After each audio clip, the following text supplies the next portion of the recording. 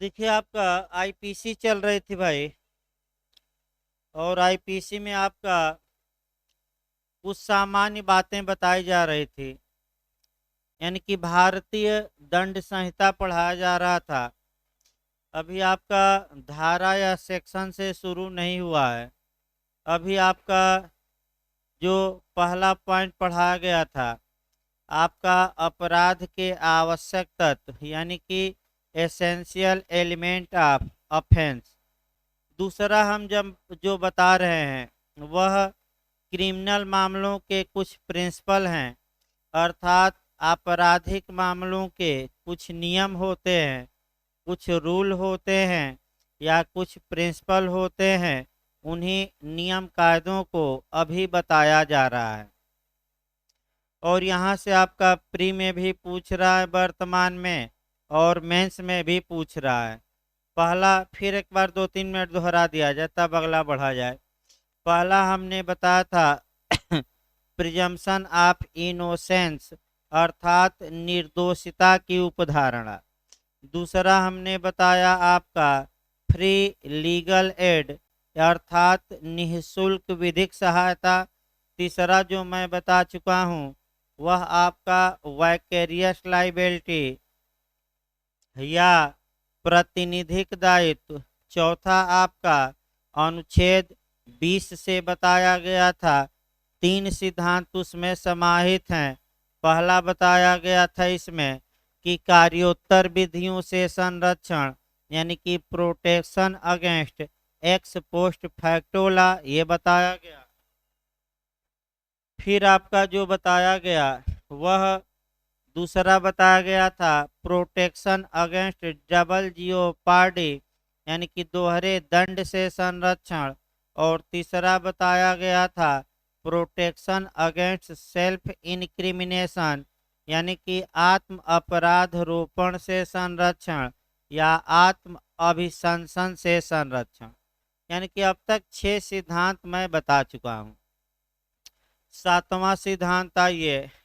जो सातवां सिद्धांत आपको पढ़ना है वह स्ट्रिक्ट लाइबिलिटी पढ़ना है, अर्थात कठोर दायित्व का सिद्धांत पढ़ना है। यानी कि लास्ट जो आपका सिद्धांत बचता है वह आपका स्ट्रिक्ट लाइबिलिटी बचता है, जो आपका यहाँ से भी आपका क्वेश्चन बनता है। देखिए आपका स्ट्रिक्ट लाइबिलिटी या इसी को हम दूसरी भाषा में कहते हैं कठोर दायित्व का सिद्धांत। आपका जो अन्य भाषाओं में पूछा जाता है ये क्वेश्चन काफ़ी घुमावदार प्री में भी आता है, और जो अन्य भाषाओं में पूछा जाता है उसको पहले समझना है। ये पूछा जाता है कि दुराशय के सिद्धांत के अपवाद बताइए, तब भी यहीं पढ़ना है, ये नहीं कि दूसरा नहीं। यानी कि मेंस रिया के सिद्धांत के एक्सेप्शन पूछे, अपवाद पूछे, तब भी यहीं पढ़ना है। फिर अगर आपका पूछ ले कि उन अपराधों का वर्णन करिए जिनके लिए इंटेंशन या दुराशय या आशय या आपराधिक मनः स्थिति या आपराधिक भावना आवश्यक नहीं है। अगर ये क्वेश्चन बने, ये मेंस में भी लगातार बन रहा है भाई क्वेश्चन, ये कि उन अपराधों का वर्णन करिए जिनमें आपका दुराशय का आवश्यक होना माने दुराशय का होना आवश्यक नहीं है, तब भी यही लिखेंगे। यानी कि इसका मतलब ये हुआ कि आखिर दुराशय का अपवाद पूछे तब भी यहीं, कठोर दायित्व पूछे तब भी यहीं, और उन अपराधों का वर्णन करिए जिनमें आशय का होना आवश्यक नहीं है, तब भी यही पॉइंट लिखेंगे 3 एंगल से। पहले स्ट्रिक्ट लाइबिलिटी, आपका स्ट्रिक्ट का अर्थ बताया जाए, कठोर का अर्थ बताया जाए, और तब आपका ये सिद्धांत शुरू किया जाए। पहले अर्थ जानना है। देखिए आपका आईएएस में भी पूछा गया था संविधान में कि संविधान लचीला और कठोर है, ये किसके लिए प्रयोग किया जाता है। यानी कि हमारा संविधान नम्य और अनम्य का मिश्रण है, लचीला और कठोर है, ये किसके लिए आपका उल्लेख किया जाता है। ये आईएएस में एक बार संविधान में प्री में पूछा गया था, तो आपका जवाब रहेगा अमेंडमेंट के लिए या संविधान में संशोधन के लिए। यानी कि हमारे संविधान में कुछ प्रावधान ऐसे हैं जो साधारण बहुमत से सिंपल मेजॉरिटी से माने संशोधित हो सकते हैं, जबकि कुछ आपका प्रावधान ऐसे हैं संविधान में जिनके लिए स्पेशल मेजॉरिटी भी चाहिए।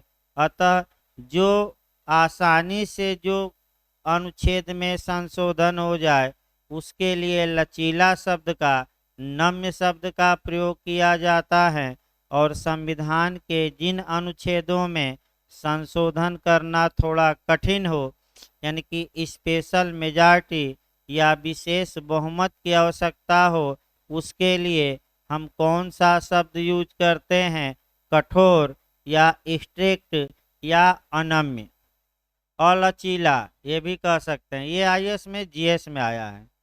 दूसरा जो एंगल आपको कठोर पर अपनाना है वह अपकृत विधि में एक बार देख लेना है हल्का सा, तब हम आईपीसी में आएंगे। देखिए अपकृत विधि में क्या नियम है ये देखना है, यहाँ से भी क्वेश्चन बनता है। अपकृत विधि में ये नियम था कि जो व्यक्ति अगर कोई गलत कार्य किया है, रॉन्गफुल एक्ट किया है, तो उस कार्य के लिए वह उत्तरदायी होगा। यानी कि अगर किसी व्यक्ति ने कोई दोष किया है, कोई गलती की है और गलती की है, तो वह उस दोष के लिए उत्तरदायी होगा। लेकिन कब? जब उसको ज्ञान हो या नॉलेज हो या जानबूझकर दोष किया हो। अगर किसी व्यक्ति के कार्य से किसी दूसरे व्यक्ति को नुकसान पहुंचता है और ऐसी दशा में जिस व्यक्ति के कार्य से नुकसान पहुंचा उसका कोई दोष नहीं था, तो कानून ये कहता है, सामान्य नियम, कि ऐसा व्यक्ति दायी नहीं होगा अपकृत में, लेकिन कठोर दायित्व का अपकृत इसका अपवाद है, जहाँ की किसी व्यक्ति की कोई दोष नहीं है फिर भी उससे मुआवजा वसूला जा सकता है। यानी कि आप कह सकते हैं कार्य किए, उस कार्य से दूसरे का क्या हुआ, नुकसान, तो जिसका नुकसान हुआ है वह मुआवजा वसूल सकता है, भले ही आपने कोई गलत कार्य न किया हो। इस सिद्धांत का प्रतिपादन आपका अपकृत विधि में रायलैंड्स बनाम फ्लेचर के वाद में, रटे रहिए किस वाद में, रायलैंड्स बनाम फ्लेचर के वाद में आपका जस्टिस ब्लैकबर्न ने किया। अब बिहार पूछता है कि जस्टिस ब्लैकबर्न किस न्यायालय के जज थे, तो एक्सचेकर चेम्बर, याद रखिएगा किस न्यायालय के, एक्सचेकर चेम्बर। अब आया जाए आईपीसी में स्ट्रिक्ट लाइबिलिटी क्या है। ये तो हमने संविधान में थोड़ा बताया, फिर हमने थोड़ा बहुत क्या वर्णन किया आपका अपकृत या टाट विधि में बताया, लेकिन हमें मुख्य रूप से कहाँ रहना है, आपका कह सकते हैं कि आपराधिक विधि में। देखिए कैसे इसकी शुरुआत करेंगे भाई। आपराधिक विधि का यह विख्यात सिद्धांत है, लिखेंगे कि क्रिमिनल लॉ का यह फेमस प्रिंसिपल है कि एक्टस नॉन फैसिट रियम नाइसी मेंस सिट रिया।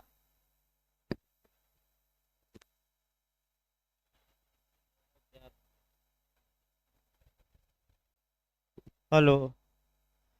एक्टस फैसिटरियम नाइसे मेंस सिटरिया।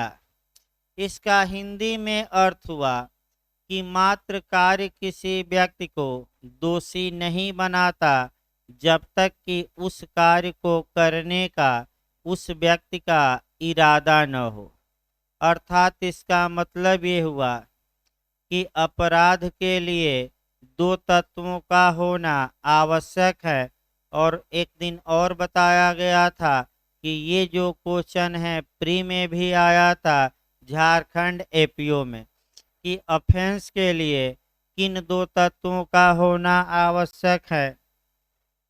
तो फिर इस मैक्सिम को देखिए, बहुत प्रसिद्ध मैक्सिम है, अलग से भी आपका पढ़ाया जाएगा दुराशय के सिद्धांत में। फिर एक बार देखिए भाई, आंग्ल आपका आपराधिक विधि का ये सामान्य ये महत्वपूर्ण सूक्ति है कि एक्टस नॉन फैसिटरियम नाइसी मेंस सिटरिया, यानी कि मात्र कार्य किसी व्यक्ति को दोषी नहीं बनाता जब तक कि उसका इरादा या इंटेंशन या आशय उस कार्य को करने का न हो। अर्थात आपका ये हुआ कि अपराध के लिए दो तत्वों का होना आवश्यक है, एक एक्टस रिया और दूसरा मेंस रिया। एक्टस रिया को आपराधिक कार्य कहते हैं। कौन सा कार्य? आपराधिक कार्य। और मेंस रिया को आपराधिक आशय कहा जाता है। यानी कि आपराधिक क्या?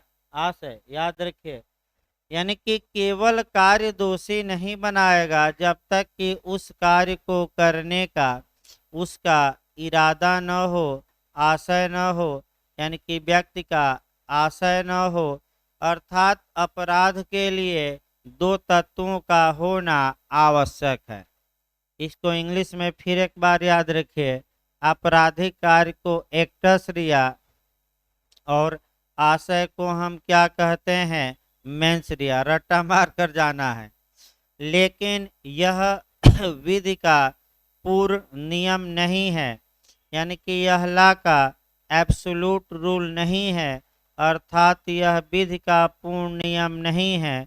कुछ अपराध ऐसे हैं जहाँ की किसी व्यक्ति को मात्र कार्य के आधार पर दोषी ठहराया जाता है, उसके आशय पर ध्यान नहीं दिया जाता। फिर एक बार इसको समझिए, ये जो मैं सिद्धांत बताया यह विधि का पूर्ण नियम नहीं है।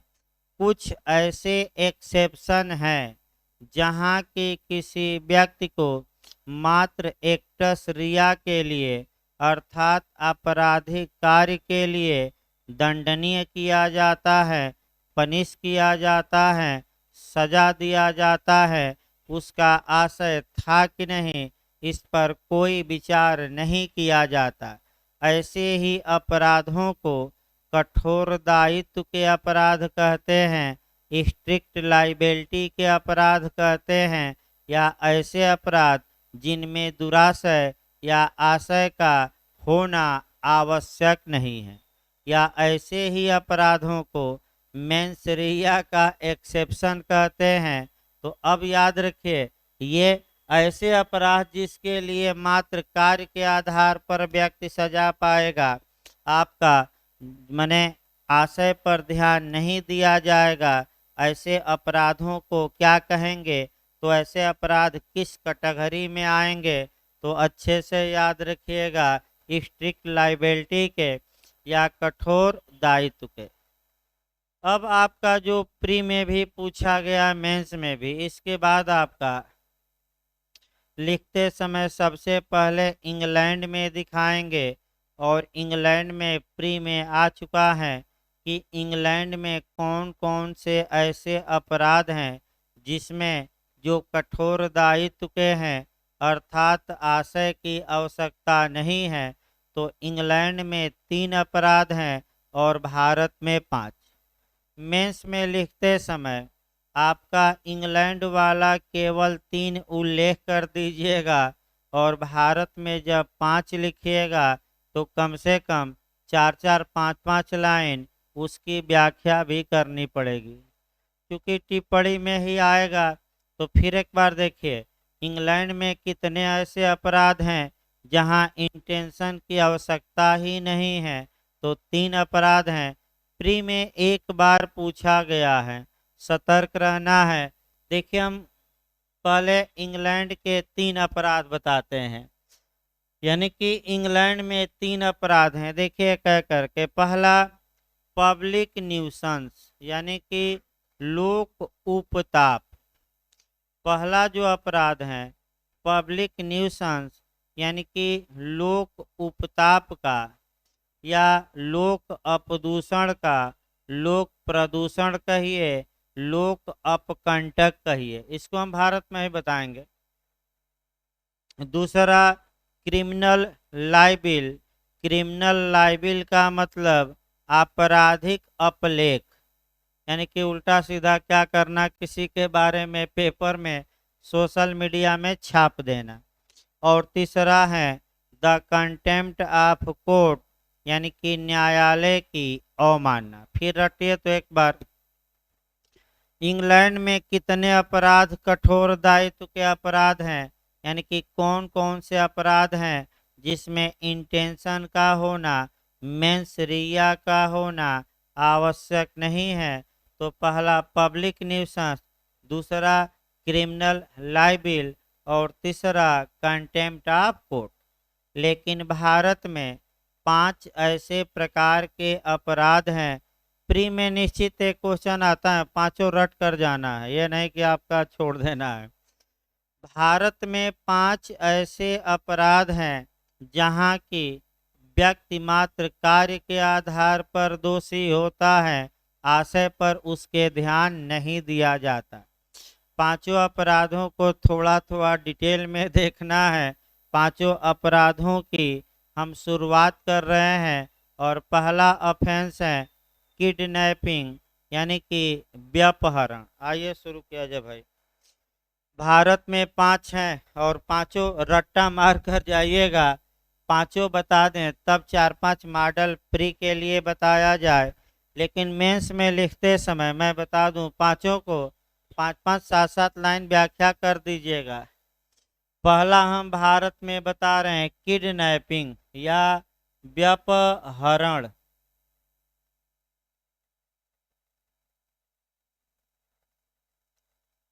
देखिए, आपका व्यपहरण के लिए कौन कौन सी धाराएं पढ़नी है, ये पहले आपका सटीक होना चाहिए। देखिए, आपका किडनैपिंग या व्यपहरण एक ऐसा अपराध है जिसमें कि आशय को ध्यान में नहीं रखा जाता, व्यक्ति को मात्र कार्य के लिए दोषी ठहराया जाता है। व्यपहरण 2 प्रकार का होता है। इसका उल्लेख आईपीसी की धारा 359 में किया गया है। तो किडनैपिंग कितने प्रकार की, 2 प्रकार की। कौन सी धारा? 359। एक भारत में से व्यपहरण, तो भारत में से व्यपहरण किस सेक्शन में दिया गया है? 360। और विधिपूर्ण संरक्षक की संरक्षकता में से व्यपहरण, तो 361। पहले किडनैपिंग का शाब्दिक अर्थ देखा जाए भाई। किडनैपिंग का जो शाब्दिक अर्थ होता है, वर्ड वाइज अर्थ होता है, वह होता है बाल चौर्य। बाल चौर्य का मतलब बालकों की चोरी, अर्थात मुख्यतः यह अपराध बालकों से संबंधित होता है और इसी बालकों से ही रिलेटेड होता है। आपका जहाँ तक प्रकारों की बात है, इंटरव्यू में पूछा गया था बिहार में भैजे में, आपका ये किडनैपिंग पूछी गई थी। और आप अगर जहाँ तक किडनैपिंग 2 प्रकार की होती हैं, अगर 360 हम देखें, धारा 360 देखें, तो भारत में से व्यपहरण किसी भी व्यक्ति का, किसी भी एज के व्यक्ति का हो सकता है। यानी कि जो कोई किसी दूसरे को आपका उसकी सहमत या उसके गार्जियन की सहमत के भारत की सीमाओं से कहाँ ले जाता है, परे ले जाता है, तो वह भारत से किडनैपिंग का अपराध करता है, ये कहा जाता है। यानी कि अगर भारत में से किडनैपिंग पूछे तो ऐसी दशा में किसी भी व्यक्ति की किडनैपिंग हो सकती है। यानी कि भारत से अफगानिस्तान ले जाइए, इस समय ज़्यादा आपका सक्रिय है। और केरल के माने मीडिया में भी आ रहा है कि केरल के 25 लड़के किसी तरह अफगानिस्तान पहुंच गए थे और तालिबान की ओर से लड़ रहे थे कि अमेरिका से हमें क्या चाहिए, आज़ादी। भाई आपका मैंने कई मीडिया में रिपोर्ट आती रहती हैं, तो आपका ये अगर कोई व्यक्ति उनको जबरदस्ती लेकर चला गया या बालक था तो गार्जियन की सहमत के बिना लेकर चला गया, तो ये भारत में से किडनैपिंग माना जाएगा। अगर ले गया है तब, स्वेच्छा से चले गए तब नहीं। दूसरा किडनैपिंग आपका गार्जियनशिप से है, यानी कि आपका गार्जियनशिप से, यानी कि विधिपूर्ण संरक्षक की गार्जियनशिप या संरक्षकता से व्यपहरण है। यहाँ ए डिसाइड है, विधिपूर्ण संरक्षक की संरक्षकता से जो व्यपहरण है वह 361 में है। और यहाँ अगर मैं लड़का है, यानी कि अगर मेल है तो 16 साल से कम का हो, और फीमेल है तो कितने वर्ष से कम की हो, 18। भाई रटना पड़ेगा, ये पिछली बार यूपीजे में आया था कि किसका किडनैपिंग हो सकता है। एज जरूर याद रखिए, अगर मेल है तो आपका कितना से कम एज हो, आपका 16 से कम हो, और आप फीमेल है तो 18 से कम हो। ऐसी दशा में इस पर एक केस भी लिख दीजिएगा। और वह केस आपका, दो केस हम बता रहे हैं, लेकिन जब आप लिखिएगा, भाई बजाइए ना भाई, कहाँ आवाज आ रही। दो केस आप कह सकते हैं कि देखिएगा, लेकिन एक केस मेंस में लिखिएगा भारत का और आपका वरद राजन का। लेकिन मैं दो केस इस पर बता रहा हूँ, थोड़ा व्यापक पढ़ाया जाता है भाई। पहला केस है जो लीडिंग केस है, आर वर्सेज प्रिंस का केस है। आर वर्सेज प्रिंस का केस है, 1875 का है। और ये इंग्लैंड का केस है, भारत का नहीं। कहाँ का है, इंग्लैंड। जज का नाम पूछा गया एक बार एपीओ में, तो जस्टिस ब्लैकबर्न थे। यानी कि जज का नाम क्या था इस केस में, ब्लैकबर्न। देखिए इस केस में क्या हुआ था भाई। एक आपका मने लड़की थी, अभियुक्त उससे मिला, लड़की से पूछा कि तुम्हारी एज कितनी है, तो लड़की ने बताया कि हमारी एज ज़्यादा है। देखिए इंग्लैंड में जो एज है वह अंतर है। भारत में अगर लड़की है, फीमेल है, तो 18 से कम होनी चाहिए। इंग्लैंड में अगर है तो वह 16 से कम होनी चाहिए। 18 वहाँ नहीं एज है, कितने से हैं, 16। तो एनी फिलिप्स एक लड़की थी और आपका वह 14 वर्ष की थी। अभियुक्त जो प्रिंस था उससे मिला, उससे पूछा कि तुम्हारी एज कितनी है। लड़की ने ये कहा कि मेरी एज 16 साल से ऊपर है, और वह देखने में भी लड़की 16 साल से ऊपर लग रही थी। तो प्रिंस ने क्या किया कि बिना उसके गार्जियन की सहमत से उस लड़की को अपने साथ ले गया। अब मुकदमा चला प्रिंस पर कि इन्होंने गार्जियन की कंसेंट के बिना इस लड़की को ले जाकर आपका किडनैपिंग का या व्यपहरण का अपराध किया। न्यायालय में वो ये कह रहा था कि प्रिंस कह रहा था कि हजूर मेरा इरादा ये नहीं था कि किसी 16 वर्ष से कम की लड़की को उसके गार्जियन की सहमत के बिना मैं अपने साथ ले जाऊं।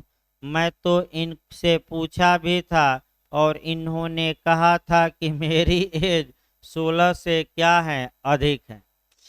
तो और दूसरा, ये देखने में भी 16 से अधिक लग रही थी। अतः मेरा इरादा नहीं था कि मैं किसी अवयस्क लड़की की व्यपहरण करूं।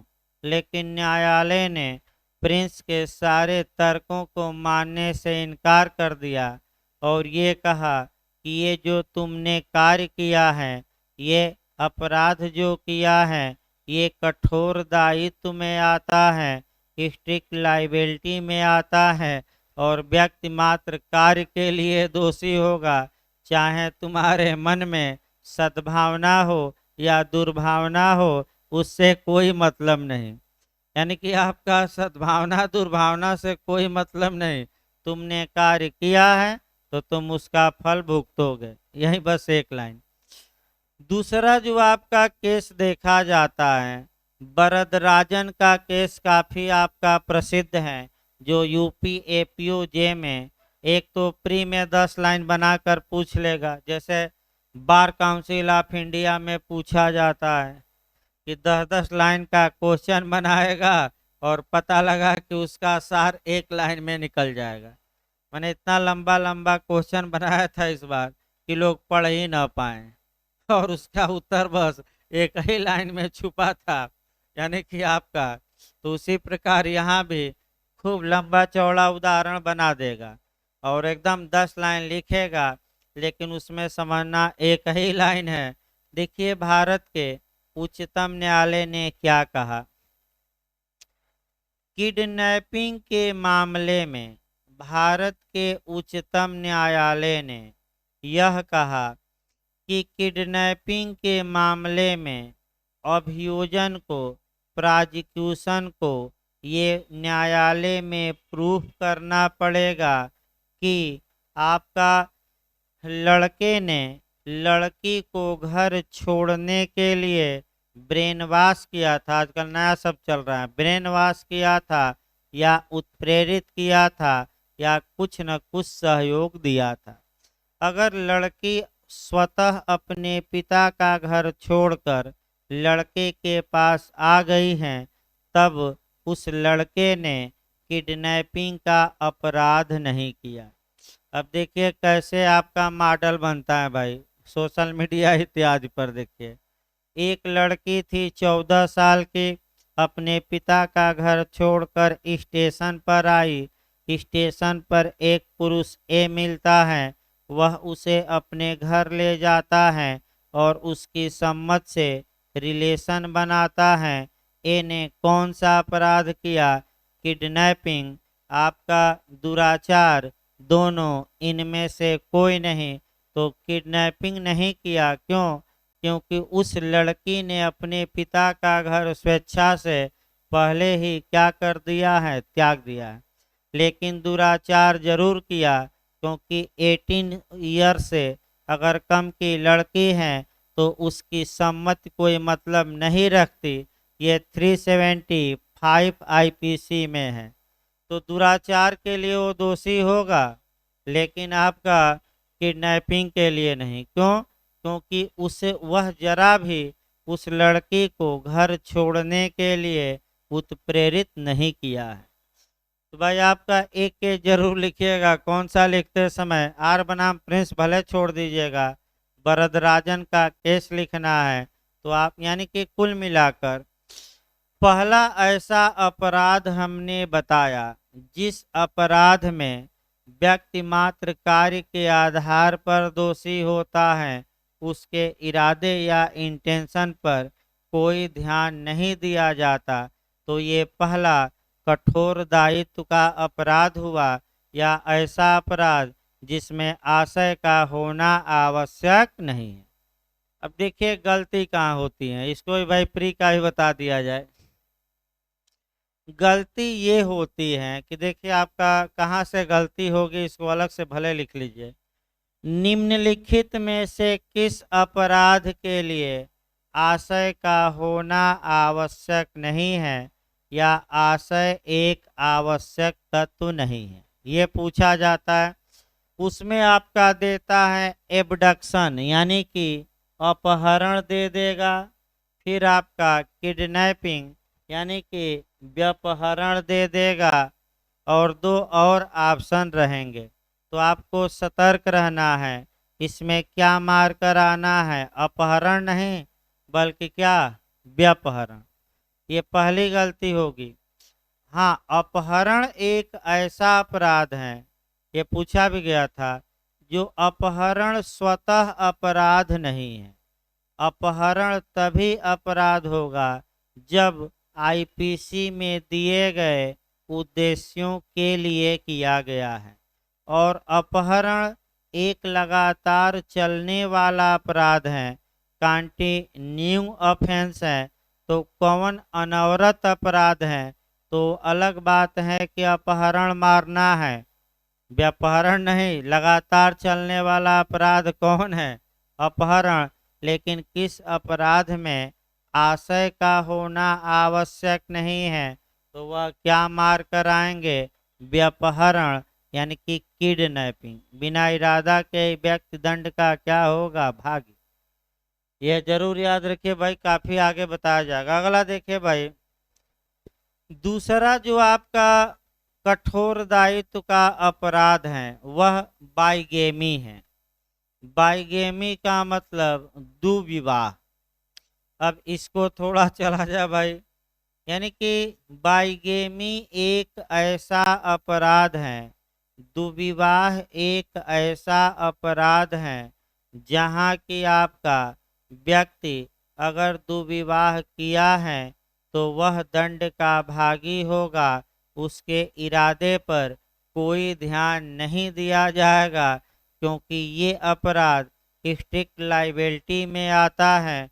तो आइए बाइगेमी को देखा जाए, और बाइगेमी होता क्या है, थोड़ा इसको समझिए। भारतीय, एक तो आपको देखना है, हिंदू लॉ में देखना है, दो तीन एंगल से बताया जाएगा। हिंदू लॉ में थोड़ा दिमाग लगाना पड़ेगा, और सेक्शन 5 पर दिमाग लगाना पड़ेगा। हिंदू मैरिज एक्ट का कौन सा सेक्शन, 5। दूसरा आईपीसी में आपको जाना पड़ेगा, आईपीसी में भाई 494 और 495, 494 और 495 सेक्शन में, और सेक्शन ना पढ़िएगा, बस दो पढ़िएगा। तीसरा आपका भारत में मुस्लिम विधि में देखना है। देखिए भारत में चूंकि कॉमन सिविल संहिता यानी कि कॉमन सिविल कोड या एक समान सिविल संहिता नहीं है, अतः पर्सनल मामलों में, व्यक्तिगत मामलों में आज भी भारत में लोग जो धर्म से माने जो उनके धर्म में बातें कही गई हैं, कुछ सभी बातों में नहीं, कुछ बातों में वे अपनी धार्मिक मान्यताओं के अनुसार आपका गवर्न होते हैं। आपका जैसे कि इस समय अफगानिस्तान का भी उदाहरण देख सकते हैं कि अफगानिस्तान में जो सरकार बनी है, आपका माने समस्या ये है कि अफगानिस्तान में जो सरकार बनी है उसमें से ज़्यादातर इंटरनेशनल टेररिस्ट हैं, अंतर्राष्ट्रीय आतंकवादी हैं, और संयुक्त राष्ट्र संघ द्वारा उन्हें अंतर्राष्ट्रीय आतंकवादी प्रस्ताव पास करके घोषित किया जा चुका है। उसका प्रभाव ये होता है, यूएनओ चल भी रहा है सुबह, उसका इफेक्ट ये होता है कि वह जिस संयुक्त राष्ट्र संघ के जिस देश में जाएंगे, अगर वह देश उन्हें अरेस्ट कर लिया तो कोई उनका कुछ बिगाड़ नहीं सकता। तो भाई अब कैसे विदेश मंत्री विदेश जाएंगे, कैसे पीएम आपका दूसरे देश में जाएंगे, समस्या बड़ी गंभीर है कि भाई आपका ये अगर विदेश में जाते हैं तो चूंकि यूएनओ ने इन्हें इंटरनेशनल टेररिस्ट घोषित किया है, या तो लिस्ट से इनका नाम हटाए यूएनओ भाई, नहीं तो अगर कहीं जाते हैं और कोई देश गिरफ्तार कर लेता है तो कर सकता है, क्योंकि संयुक्त राष्ट्र संघ ने इन्हें अंतर्राष्ट्रीय आतंकवादी पहले से घोषित कर रखा है। तो अलग बात है। लेकिन फिर बैक हुई आपका बाइगेमी देखा जाए, पहले मुस्लिम विधि हम देखते हैं, फिर हिंदू विधि देखते हैं, और फिर कानून देखते हैं। 3 एंगल से हमें पढ़ना है।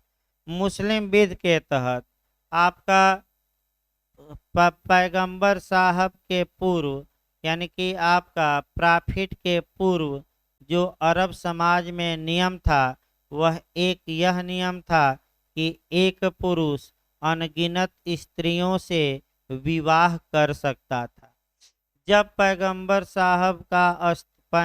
साहब अस्तित्व में आए तो इन्होंने इस बुराई को समाप्त किया और 4 विवाह तक सीमित किया मामला।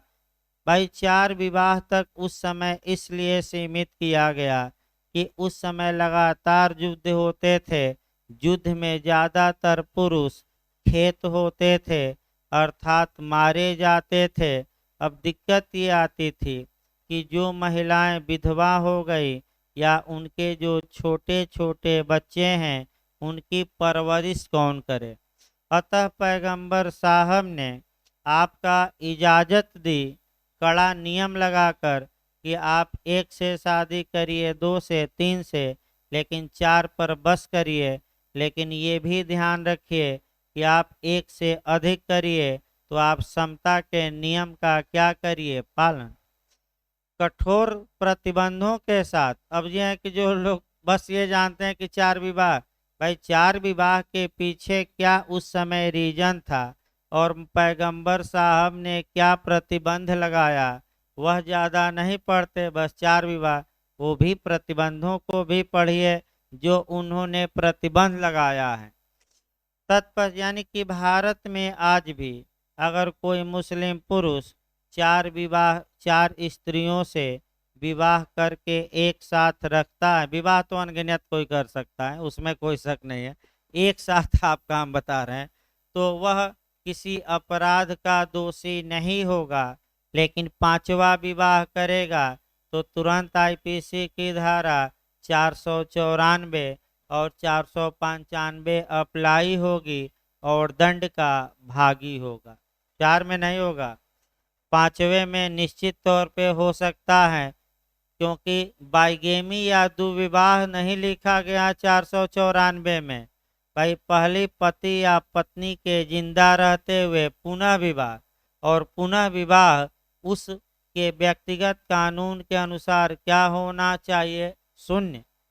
तब हिंदुओं का ये हिंदू विधि में भी प्राचीन काल में अगर हम देखते हैं तो एक स्त्री भी कई पुरुषों से विवाह कर सकती थी और एक पुरुष भी कई स्त्रियों से विवाह कर सकता था।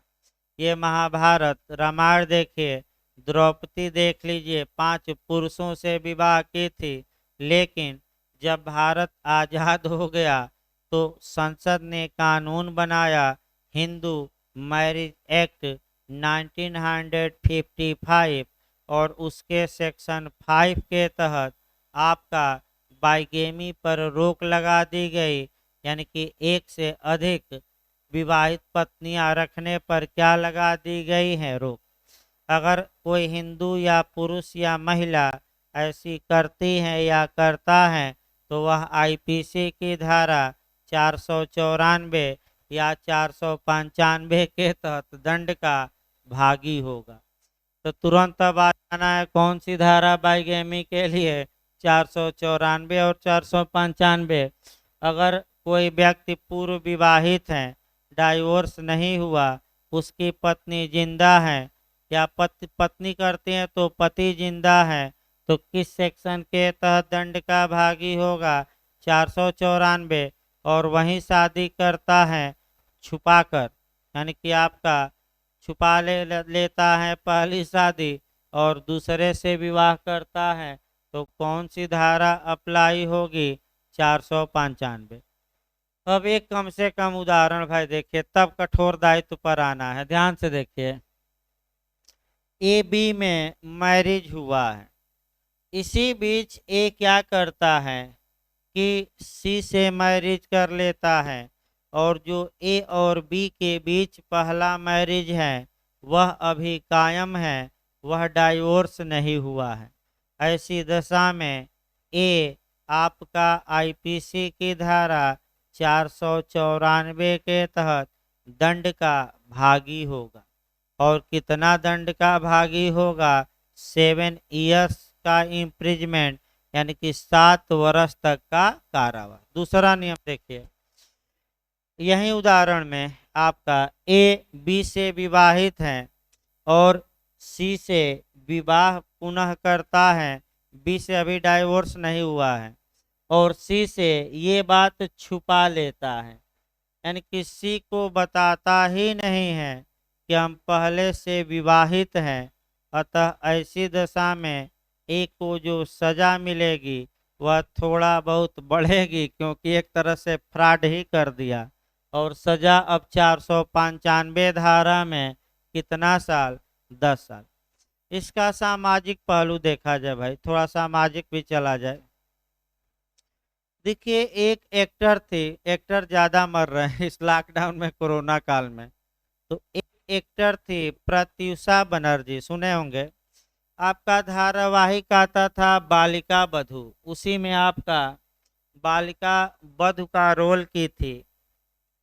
देखिए, आपका समाज को माने आपका पर्दे के आगे आकर और लच्छेदार बातें करना और समाज को अच्छी अच्छी कहानियां सुनाना अलग बात है, और उसके जीवन में अंदरूनी या व्यक्तिगत क्या है उसका अलग बात है, यानी कि वह अलग होता है। ये न समझिए कि कोई व्यक्ति आपके बीच आकर आपका माने हंस रहा है, बोल रहा है, तो उसके घर की समस्या नहीं होगी। आपका प्रत्युषा बनर्जी यानी कि बालिका जो बधू या जो आनंदी थी, बहुत समाज को प्रेरित की, इसमें कोई शक नहीं है। और राजस्थान इत्यादि राज्यों में जो छोटे छोटे बच्चियों का मैरिज हो जाता था छोटे पर ही, काफ़ी हद तक उस धारावाहिक ने लोगों के विचारों को बदला और काफ़ी हद तक समाज में सुधार भी किया गया। लेकिन जब अपने पर पड़ी तो जो धारावाहिक में वह रोल अपनाई थी वहीं उसके जीवन में पड़ गई तो बर्दाश्त नहीं की, यानी कि उसका जो जिससे वह विवाह करना चाहती थी, प्रेम करती थी, वह लड़का पहले से ही शादीशुदा था और ये बात वह प्रत्युषा बनर्जी से छुपाया था। कुछ समय बाद ओपन हो गई, बस ये लालच दे रहा था कि हमारा डाइवोर्स का केस चल रहा है, साल होते ही हम तुमसे विवाह करेंगे। और ये बात प्रत्युषा बनर्जी बर्दाश्त नहीं कर पाई और आत्महत्या कर ली।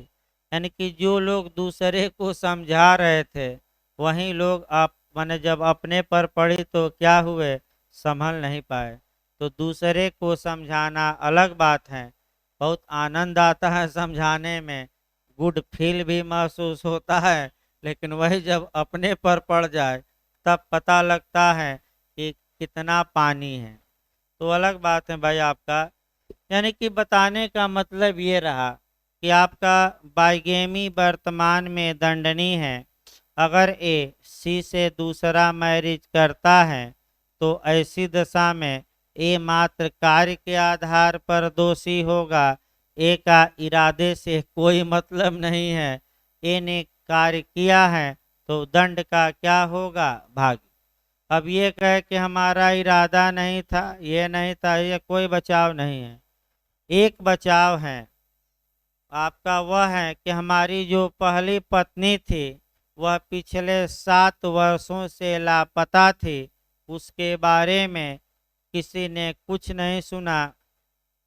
जो सुनते अगर वह क्या रहती? जिंदा। जैसे मोदी जी थे, जब आपातकाल लगा तो कंदराओं में भाग गए। सौभाग्य मनाइए कि 2 साल ही रहे, अगर 8-10 साल उधर रह जाते, घर वालों को कोई सूचना नहीं मिलती तो कानून ये मान सकता था कि इनकी सिविल डेथ हो गई है, लेकिन वहीं किस्मत कही जाती है, किस्मत को लिखा था पीएम बनना, कि चाय वाला भी पीएम बनेगा, नहीं तो उधर ही रह जाते, कंदरा में क्या आने की जरूरत थी। तो देखिए आपका दूसरा बताया गया बाईगेमी। बाईगेमी यानी कि विवाह भी ऐसा अपराध है जहां मात्र कार्य के आधार पर व्यक्ति दोषी होगा, उसके आशय पर कोई विचार नहीं किया जाएगा। यानी कि ये अपराध है जिसमें आशय का होना आवश्यक नहीं है, बहुत बार पूछा गया है। तीसरा देखा जाए कंटेम्प्ट ऑफ कोर्ट, यानी कि न्यायालय की अवमानना। अब न्यायालय की अवमानना होती क्या है, इसके लिए क्या प्रावधान है, थोड़ा डिटेल में जाना पड़ेगा। देखिए भाई आपका न्यायालय की अवमानना होती क्या है, परिभाषित न करते हुए कानून द्वारा इसे दो वर्गों में बांट दिया गया है। एक क्रिमिनल अवमानना, यानी कि पहला आपराधिक अवमानना और दूसरा सिविल अवमानना। अवमानना या कंटेम्प्ट के लिए एक कानून बना है, न्यायालय अवमान अधिनियम, यानी कि the contempt of court act कानून बना है। कौन सा? न्यायालय अवमान अधिनियम 1971, जिसमें जो अवमानना के लिए सजा है 6 माह का कारावास या 2000 रुपया जुर्माना या दोनों। तीसरा आपका पॉइंट जो पकड़ना है, आपका संविधान का अनुच्छेद 215, संविधान का अनुच्छेद 129 और संविधान का अनुच्छेद 142। यानी कि कंटेम्प्ट के लिए कहाँ से कहाँ तक आपको पढ़ना है, ये एरिया जरूर कवर किए रहिए। आपका पहले तो कानून पढ़ना है, कौन सा? तो न्यायालय अवमान अधिनियम 1971, यानी कि न्यायालय अवमान अधिनियम 1971। इस कानून में अवमानना को परिभाषित न करते हुए दो वर्ग में बांट दिया गया है, एक क्रिमिनल और दूसरा सिविल। क्रिमिनल देखिए भाई, जब कोई व्यक्ति ऐसा कार्य करता है जिससे न्यायालय की अधिकारिता पर प्रभाव पड़े, न्यायालय की निष्पक्षता पर प्रभाव पड़े, उसके कार्य में बाधा पहुँचे, तो ये जो अवमानना होगी, कंटेम्प्ट होगा, वह क्रिमिनल कहलाएगा, आपराधिक। जैसे कि हमारे प्रशांत भूषण ने किया, उन्होंने सुप्रीम सीजीआई के जो फेसबुक पर ये था उसको फॉरवर्ड कर दिया, कमेंट कर दिया, तो इन्होंने सिविल अवमानना नहीं की, कैसी अवमानना की थी? क्रिमिनल या आपराधिक। सुप्रीम कोर्ट ने नोटिस जारी किया, इन्हें अवमानना का दोषी माना। अब ये हुआ कि दंड कितना दिया जाए, तो सुप्रीम कोर्ट दंड दे सकता था। कितना दे सकता था? 6 माह का कारावास या अधिकतम 2000 रुपया जुर्माना या दोनों। लेकिन सुप्रीम कोर्ट कहा कि भाई आप माफ़ी मांग लीजिए तो हम आपको छोड़ देंगे, लेकिन प्रशांत भूषण ने माफ़ी नहीं मांगा, तो आपका ज़्यादा दंड नहीं दिया, लेकिन 1 रुपये का जुर्माना लगाया। कितने का? भाई अवमानना के लिए दंड दिया जा सकता है, कितना लगाया जुर्माना? 1 रुपया। ये क्रिमिनल अवमानना है। न्यायालय को गाली दीजिए, जाकर गाली दीजिए, हाई कोर्ट में तो रगड़ देंगे। दूसरा देखिए आपका, एक होता है सिविल अवमानना। सिविल अवमानना का मतलब हुआ न्यायालय ने कोई आदेश दिया, कोई डिक्री पारित की, कोई आपका निर्णय दिया, और कोई व्यक्ति है जो उस निर्णय का पालन नहीं कर रहा है, यानी कि उस निर्णय का पालन नहीं कर रहा है, तो न्यायालय को पावर है कि ऐसे व्यक्ति को अवमानना के लिए सजा दे दे कि आपने क्यों नहीं हमारे निर्णय का पालन किया, सजा दे सकता है। ऐसी दशा में ये सिविल अवमानना कही जाती है और इसके लिए भी उतना ही दंड है। कितना दंड न्यायालय दे सकता है?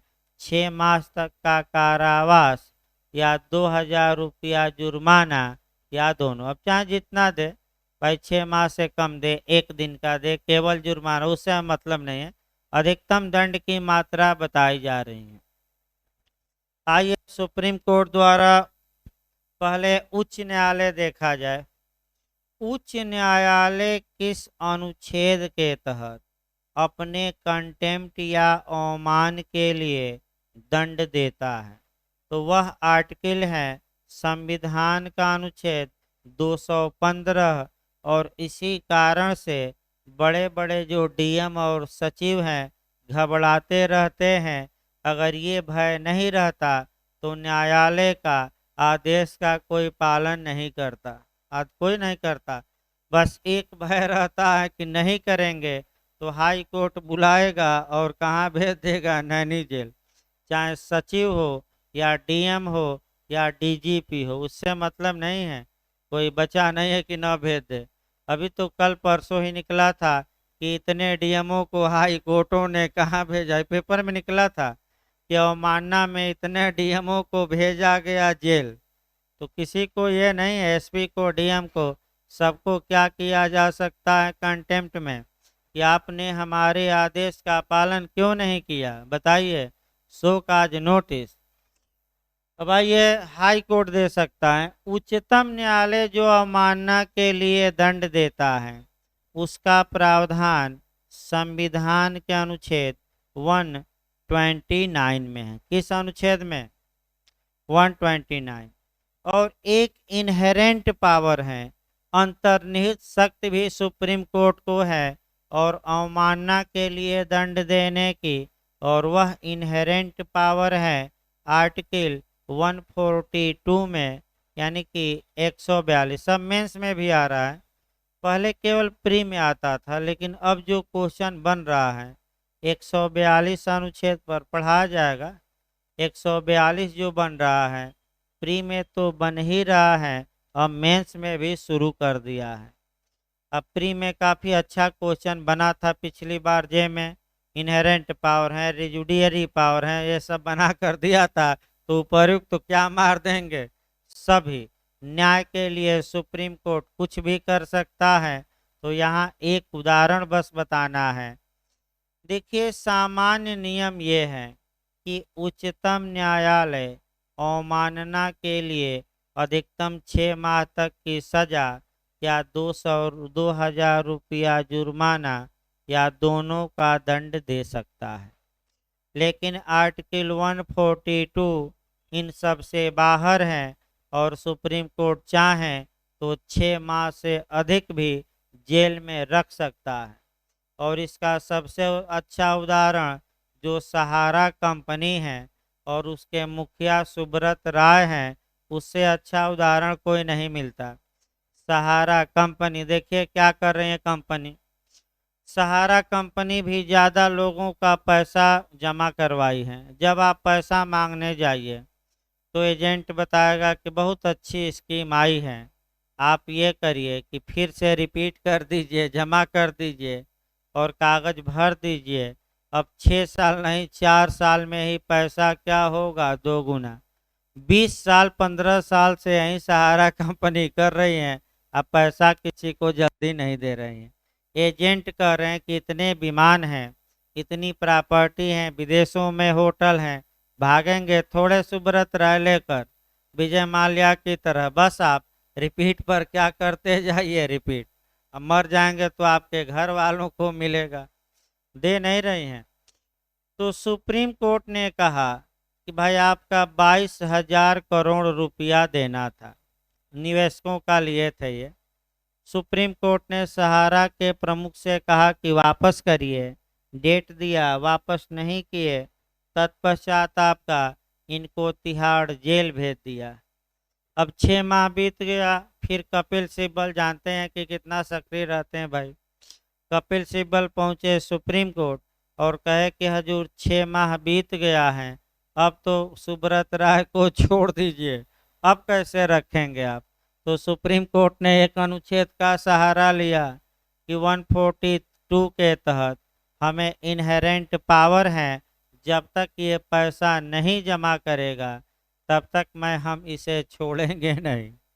तो 1 डेढ़ साल रखा सुप्रीम कोर्ट, तब विदेश उदेश में होटल कुछ बेच के और आपका जमा किए कुछ हिस्सा, तब छूटे हैं। सुप्रीम कोर्ट ने कहा कि समय समय पर आकर सुप्रीम कोर्ट में क्या करो, पैसा जमा करो, ताकि जिसका लिए हो दिया जा सके। यानी कि आर्टिकल 142 बहुत आपका प्रसिद्ध आर्टिकल है। आगे देखिए भाई, अब लास्ट में आइए, इसका मतलब ये हुआ कि जो कंटेम्प्ट ऑफ कोर्ट होता है उसमें व्यक्ति के इरादे या आशय पर ध्यान नहीं दिया जाएगा, बल्कि मात्र और मात्र व्यक्ति के कार्य के लिए दोषी ठहराया जाता है।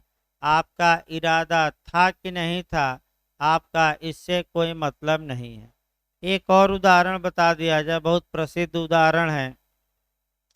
आपका कह सकते हैं कि हाई कोर्ट के जज थे और गिरफ्तार कर लिए गए थे, तो आपका कौन थे भाई बंगाल में, क्या? हाँ, कर्णन साहब। देखिए आपका भाई आज कम ही क्लास चलेगा भाई, कुछ घरेलू काम भी है, मैंने कुछ सामान उमान भी लेना है। तो भाई वही ना कि आपका पढ़ाना भी है और घरेलू काम भी करना है। तो वहीं बताया गया कि भाई अपनी समस्या आदमी किससे बताए, क्योंकि भाई कोई भी हो यही जानता है कि सर दिन भर पढ़ाएं, अरे सर के भी तो पास काम है कि दिन भर पढ़ाते रहेंगे। अब कभी भी कोई फ़ोन कर दे, तमाम चीज़ें हैं भाई। हाँ भाई, फ़ोन नहीं उठता, इसका बाद में फ़ोन कॉल बैक किया जाता है, क्योंकि आपका इतना आदमी पढ़ाते समय किसी का भाई फ़ोन नहीं उठाता जल्दी। अब गाड़ी चला रहा है, मार लोग मिला रहे हैं, भाई एक बार मिलाइए, न फ़ोन उठे तो न मिलाइए। आपको हम कॉल बैक रात में भले करें खाली होकर, लेकिन कॉल बैक एक बार कॉल बैक किया जाता है। तो तमाम दो चार ऐसे सनकी रहते हैं कि लगातार जब तक आपका कहा जाता है ना कि जब तक दवाई नहीं तब तक ढिलाई नहीं कि जब तक सर का फोन नहीं उठेगा तब तक हम क्या करेंगे, मिलाते रहेंगे। जैसे मोदी जी का सिद्धांत है कि जब तक दवाई नहीं तब तक क्या, ढिलाई नहीं, कड़ाई बरतते रहिए। तो देखिए आगे भाई, आपका आपका जो अगला है, आपका ये तो न्यायालय की अवमानना बताया गया। एक और उदाहरण, तब आगे दो ही बचा है, इसको खत्म कर देंगे चैप्टर को। आज दो बचा है, 3 बता मैं चुका हूँ। आपका कर्णन जी ने सीजीआई को लेटर लिखा कि ये जज भ्रष्टाचार में लिप्त हैं और ये सुप्रीम कोर्ट के जज भ्रष्टाचार में लिप्त हैं, इन पर कार्रवाई करिए। और जांच तमाम चीज़ें हुई, सुप्रीम कोर्ट ने इन्हें नोटिस जारी किया कि आपने न्यायालय की अवमानना की, भ्रष्टाचारी कैसे कह दिया। आप जज हैं, तो जब जज रहते हुए देखिए, एक तो कार्य पर रोक लगा दिया, भाई बर्खास्त तो कर नहीं सकते, क्यों? क्योंकि हटाने का पावर तो पार्लियामेंट का है, लेकिन कार्य करने पर क्या लगाया जा सकता है, रोक, कि निठल्ले बैठे रहिए, वेतन पाइए। वेतन भी नहीं रोका जा सकता, लेकिन निठल्ले बैठाया जा सकता है कि एक फाइल भी आपको नहीं दी जाएगी। पूरा बवाल मचा। आपका सुप्रीम कोर्ट, हाई कोर्ट, खूब लड़ाई हुई कर्णन सुप्रीम कोर्ट में। अंत में आपका डीजीपी को आदेश दिया बंगाल के सुप्रीम कोर्ट ने कि 24 घंटे के अंदर आप इस कर्णन को गिरफ्तार करके क्या करिए, हमारे यहाँ पेश करिए। ये सुप्रीम कोर्ट ने कहा कि एक हाई कोर्ट के जज को गिरफ्तार करके पेश करिए। बवाल हुआ। तो तत्पश्चात रात में अब डीजीपी कांपने लगे, रात में हजारों की फोर्स लेकर और उनका घर घेर लिया गया और गिरफ्तार कर लिया गया और तत्पश्चात पेश किया गया, सुप्रीम कोर्ट भेज दिया जेल। तो बाद में आपका राष्ट्रपति से गुहार लगाए, वो नहीं माने राष्ट्रपति, फिर आपका सुप्रीम कोर्ट से धीरे से माफ़ी मांग लिए तो अवमानना में सबसे अच्छा तरीका है क्या करना, माफ़ी मांग लेना। माफ़ी मांगने पर सब कुछ क्या हो जाएगा, माफ। सबसे अच्छा तरीका है माफ़ी मांग लीजिए, गलती हो गई। आइए, दो और आपका ऐसे अपराध हैं जिसमें कि आशय का होना आवश्यक नहीं है। आपका अगला अपराध है व्यक्तिगत अपलेख, प्राइवेट लाइबिल। यानी कि इसको जब भी पढ़िएगा आईपीसी की धारा 499 से कोरिलेट करके पढ़िएगा। अगर किसी व्यक्ति ने किसी दूसरे व्यक्ति के विरुद्ध कुछ अपमान हानिकारक बातें लिखी हैं, भाई मुख से नहीं बोला है, अपलेख मतलब लिखा है, मुख से बोलने पर नहीं, ये नियम लागू होगा। किस पर लिखा गया हो, लिखी हैं, तो ऐसी दशा में वह व्यक्ति मात्र कार्य के आधार पर उत्तरदायी होगा, दंड का भागी होगा। उसके आशय पर कोई ध्यान नहीं दिया जाएगा। इस अपराध को डिफमेशन या मानहानि का अपराध कहते हैं। मानहानि का अपराध आईपीसी के सेक्शन किसमें डिफाइन है, 499 में। कितने एक्सेप्शन है पूछा गया था बिहार इत्यादि में, 499 में कितने अपवाद टोटल हैं, 10। तो अलग बात है कितने अपवाद हैं। और मानहानि कहाँ परिभाषित है, 499। ये आपका व्यक्तिगत अपलेख हो गया। लास्ट आपका है पब्लिक न्यूसेंस। इसको आपको बताना पड़ेगा थोड़ा, 5 मिनट देखिए। और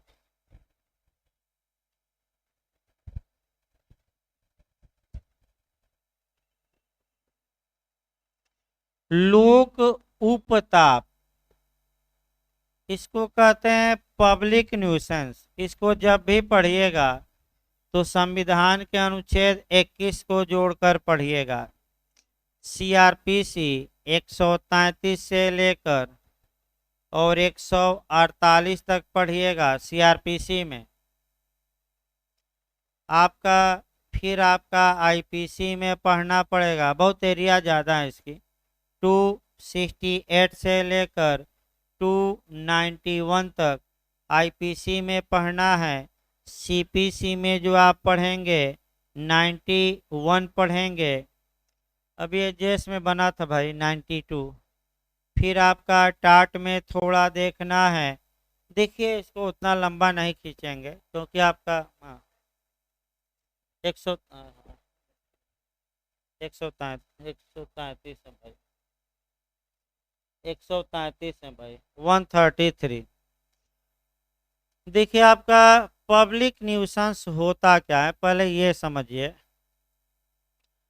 पब्लिक का मतलब होता है लोक, लोक का मतलब होता है आम जनता या व्यक्तियों का कोई वर्ग या समूह। और पब्लिक या लोक की परिभाषा आईपीसी के सेक्शन 12 में दी गई है, यानी कि व्यक्तियों का कोई समूह।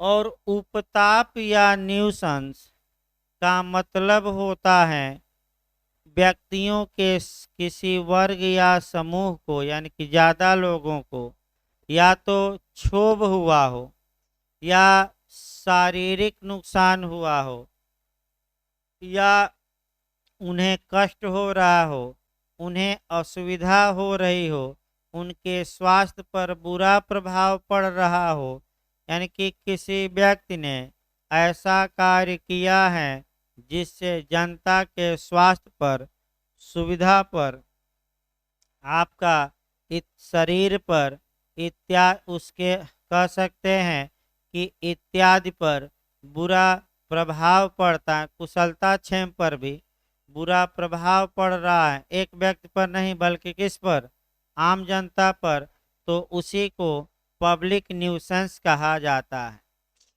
ऐसी दशा में स्वच्छ पर्यावरण का अधिकार, और ये हमारे आर्टिकल 21 में एक फंडामेंटल राइट है। तो पब्लिक न्यूसेंस के लिए आप डायरेक्ट उच्चतम न्यायालय में जा सकते हैं अनुच्छेद 32 के तहत। PIL या पब्लिक इंटरेस्ट लिटिगेशन दायर कर सकते हैं। या 226 में कहाँ जा सकते हैं? High court. आइए ध्वनि प्रदूषण देखा जाए। ध्वनि प्रदूषण से लोगों के स्वास्थ्य, क्षेम कुशलता, निद्रा इत्यादि में खलल पड़ रहा है। अतः हाई कोर्ट ने और सुप्रीम कोर्ट ने ये कहा कि ध्वनि प्रदूषण एक सीमा में रखा जाए और ज़्यादा बेचारे डीजे वाले और परेशान हो गए कि डीजे वाले बाबू जरा डीजे बजा दो, और जैसे ही ज़्यादा वॉल्यूम होगा तो पुलिस डीजे और उसको सब उठाकर क्या करेगी? बंद कर देगी कि वॉल्यूम तुमने जो वॉल्यूम का जो आपका डेसिबल में नापा जाता है जो एरिया है उसका तुमने क्या किया है? उल्लंघन। तो देखिएगा 10 बजे के बाद डीजे वाले फरार हो जाते हैं, लाख कहिए बजाएंगे नहीं, क्योंकि एक बार पकड़ लिए जाएंगे तो भाई आपका जो दूल्हा राजा है वो तो शादी करेंगे और डीजे वाले थाने में कुटाई हो जाएगी ज़्यादा। तो 10 बजे के बाद जल्दी नहीं बजाते। तो ध्वनि प्रदूषण भी लोक न्यूसेंस है। खूब धुआं कर दीजिए, धक्कड़ कर दीजिए, खूब पानी गंदा बहवा दीजिए ताकि पूरा गंगा आपका क्या हो जाए, माने प्रदूषित हो जाए। तो पूरा चिमनी से धुआं निकलवा दीजिए, फैक्ट्रियों से इत्यादि। अब कितना बताया जाएगा आगे। ये पब्लिक न्यूसेंस हैं। या पानी में मिला दीजिए, दवा में मिला दीजिए, या कोरोना हुआ है तो पूरा समाज में क्या करिए, कोरोना लेकर घूमिए, यानी कि क्वारंटीन के नियम का क्या करिए। तो क्वारंटीन का नियम है क्या? आजकल पूछ सकता है भाई, 271 IPC इसी में है। ये लोक न्यूसेंस है कि आपको कोरोना हुआ है, आप जानते हैं कि हमें कोरोना है और जानते हैं कि जाएंगे बाहर तो लोगों को भी हो जाएगा, फिर भी सब मित्रों से आपका क्या कर रहे हैं? घूम रहे हैं, मिल रहे हैं। आप तो आपने कौन सा अपराध किया? एक तो महामारी एक्ट लग जाएगा और दूसरा IPC की धारा 271, क्योंकि कहा गया कि 14 दिन घर में रहिए। तो क्या ज़रूरत थी कोचिंग आने की, और क्या ज़रूरत थी आपका गांव गांव में घूमने की? भाई कहा गया, सरकार ने कहा कि आप कहाँ रहिए? घर में। तो लास्ट में एक लाइन बता दिया जाए भाई, लोक न्यूसेंस तो आप जान गए होंगे ना। लोक न्यूसेंस की पूरा ये नहीं पढ़ना है, बस शॉर्टकट में IPC में पढ़ना है। लोक न्यूसेंस की जो परिभाषा है वह IPC के धारा 268 में दिया गया है। लोक न्यूसेंस के जो विभिन्न प्रकार हैं, स्पेसिफिक रूप है, विशिष्ट रूप है, वह 269 से लेकर 289 तक दिया गया है। कहाँ से कहाँ तक विशिष्ट रूप? 269 से लेकर कहाँ तक? 289 तक। अगर इसमें लोक न्यूसेंस आ जाता है तो इसमें दंडनीय होगा, और कहीं नहीं आता, यहाँ से बाहर चला जाता है, इसमें नहीं सेट होता, तो एक धारा कौन बनी है? 290। यानी कि लोक न्यूसेंस के अवशेषी मामले किसमें जाएंगे? 290। और बार बार मना किया जा रहा है, फिर भी आप पब्लिक न्यूसेंस कर रहे हैं, यानी कि रिपीट कर रहे हैं, पुनरावृत्ति कर रहे हैं, तो एक सेक्शन और आपको पढ़ना है। कौन सा? 291। 290 से UPAPO ज़्यादा क्वेश्चन बनाया है। एक तो 290 याद रखिए, और सलमान खान वाली धारा 279, यानी कि उतावलेपन से वाहन चलाना। सलमान खान ना लिख दीजिएगा। हाँ भाई, हाँ, सलमान खान नहीं लिखना, उदाहरण दिया जाता है। 279 उतावलेपन या उपेक्षापूर्वक वाहन चलाना। तो कौन सी धारा है दंड की? ये पब्लिक न्यूसेंस ही माना जाएगा। और 279, यानी कि इसको आगे चूंकि डिटेल में हमें बताना भी है, इसलिए आपका लास्ट लाइन ये आया कि 5 ऐसे अपराध मिले जहां की मात्र किसी व्यक्ति को कार्य करने पर दोषी ठहराया जाएगा इरादे पर कोई ध्यान नहीं दिया जाएगा। हाँ, पांचों हैं। अब इस पांच की व्याख्या की गई, आगे और बताया जाएगा जब बेरक में धाराएं आएंगी, इसकी व्याख्या की गई। तो कल क्लास चलेगा भाई, आज अगला क्लास नहीं चलेगा। आज कल आपका क्लास चलेगा, शनिवार को इसको लिखवाया जाएगा भाई। मैंने जो आईपीसी में पढ़ाया जा रहा है आपका शनिवार को लिखवाया जाएगा। संविधान भी कल लेक्चर ही चलेगा, शनिवार को दोनों लिखवा देंगे, क्योंकि शनिवार को उतना लेक्चर अच्छा चल नहीं पाता, तो खूब लिखवाइए। नहीं, थोड़ा अलग से लिखवाना पड़ेगा, कुछ चीज़ें कुछ बातें लिखवानी पड़ेगी।